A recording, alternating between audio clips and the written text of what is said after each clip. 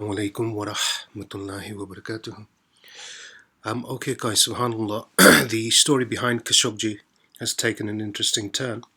They're claiming that his remains, bodily parts, were burnt in a huge oven.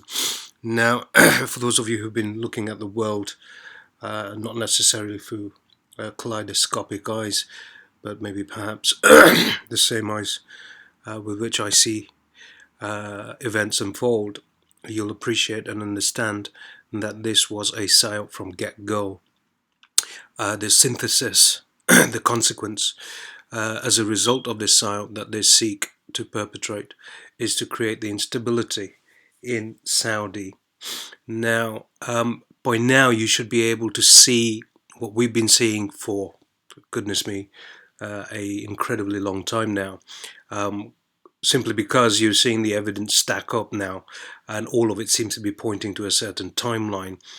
Globally, we're seeing events come to a head, whether they would be between Iran and Saudi, or Iran, USA and Israel, or Iran, Russia and Turkey against Israel and USA.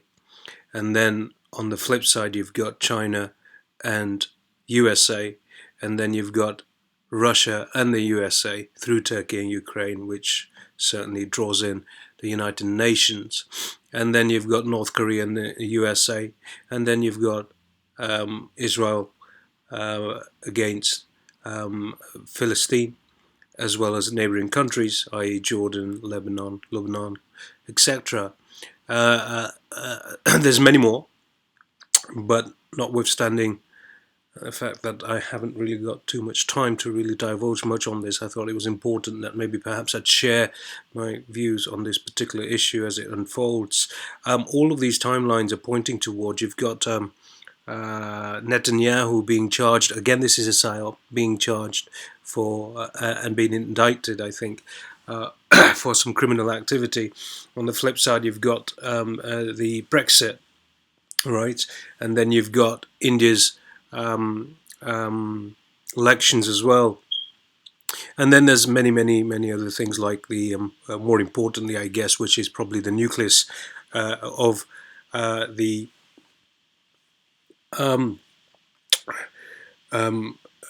schemes, is the two-state solution that Trump intends to disclose. All of this has been timed superbly, and what you want to and need to understand is Iblis Lanatullah is sat at the top of this chess game. He's the only player in this.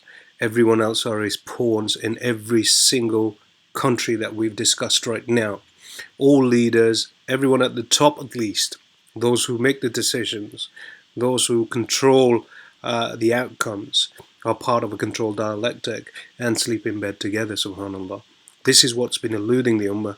We're going to be taken to Ezekiel 38 and 39. And that's going to include again, and I've always done this and I'll continue to do this because this is my my gut instinct. And I've, subhanAllah, since, I guess, infancy, my gut instinct has always served me well, and I'm not about to turn away from it because I don't think it's any. It's a blessing, and I see it as that, and I'm not going to allow anyone else to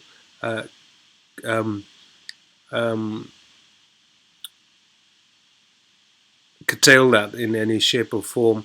I'm just going to feel what I feel within myself and in my gut and share that with you, and that is that Erdogan is part of this dialectic, subhanAllah. We're all being taken for a ride, and the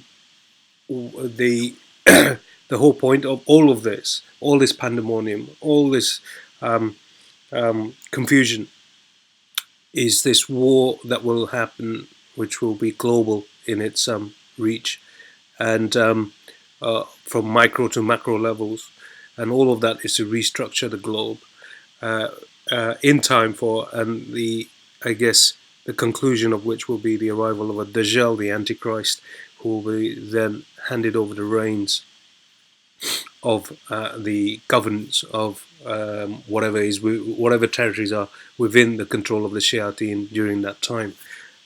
Certainly, Imam al-Mahdi is going to be putting up a front and protecting the borders of Islam and Muslims and our nations. And not only that, but advancing, subhanallah, into territories that have been taken away from us. And I think that's going to certainly end, from what we understand and what Hadith tells us, is when we reach Constantinople. It's during this time that we will get news that the Dajjal has arrived. And during this time, there will be the Fatah of Hind as well. So what I understand is what's going to happen prior to that is that we're going to suffer some serious consequences and some serious casualties in Pakistan through the scheming of the Shiateen. And all of this lends into diverting the power to China. Hence why, if any of you have been keeping abreast with the developments in China, you'll understand what they're doing with their military, their finances, the economy, the manufacturing. And if you then look at it on a global perspective, you come to understand that they are themselves by design, and I'm not referring to China now, I'm talking about the Shiateen who propped up America in the first instance, are the very same clique that are going to destroy it, right? But through a manufactured dialectic. I guess the people, for Iblis Lanatullah alayh, it was never about power, never will be about power. It's about the oath that he took with Allah subhanahu wa ta'ala, which is to take as many souls into Jahannam with him, and that Allah subhanahu wa ta'ala would find them ungrateful, subhanallah. And what we are seeing is a time for his harvest now. The times come where he will take जो बीज बोझी है वो फसल काटने का वक्त आ गया, right? And he will basically, through this dialectic and through these wars, take many souls. The Muslim world stands guilty, subhanallah, for what's happening right now around us. Our complacency has been a consequence of what's happened, and as a result, batil ghalib aa gaya hai, right? So falsehood has overpowered haqq, the truth, as a consequence of our complacency and our cavalier attitude, our I think almost as a fallback, which is a Nurani jal, as I see it, is to say tawakkul in Allah subhanahu wa ta'ala, when we very clearly understand the sunnah of Allah subhanahu wa ta'ala is that even the chiriya have to leave their ghosla in order to fill their stomachs. The birds have to leave their nests in order to fill their stomachs. Sadly, we've become, well, our situation is dire, and I really don't want to emphasize that because we all know that, subhanallah. But what's happening and what's going to happen right now by spring is going to be phenomenal, subhanallah, and all of it a controlled dialectic. Keep your eyes peeled, subhanallah, for our 2019 forecasts, and please revert back to them. They have been posted and archived on the channel, and tick them off. Once this war in Asham, like I've always maintained, does happen, and this controlled dialectic starts, Isaiah 17:1 is initiated, with Damascus becoming a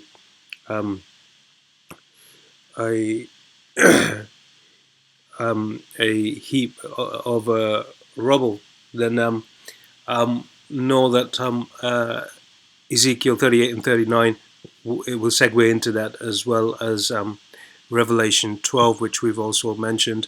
Even from the Christian world, unfortunately, their scholars aren't aware of the sequence of the events in terms of their passages, nor are they aware of them being perpetrated and manufactured, subhanallah.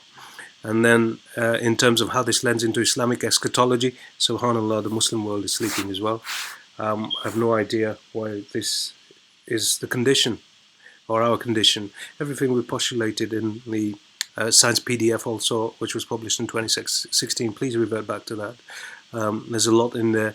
I will, inshallah ta'ala, when this war starts in Damascus, sign off entirely.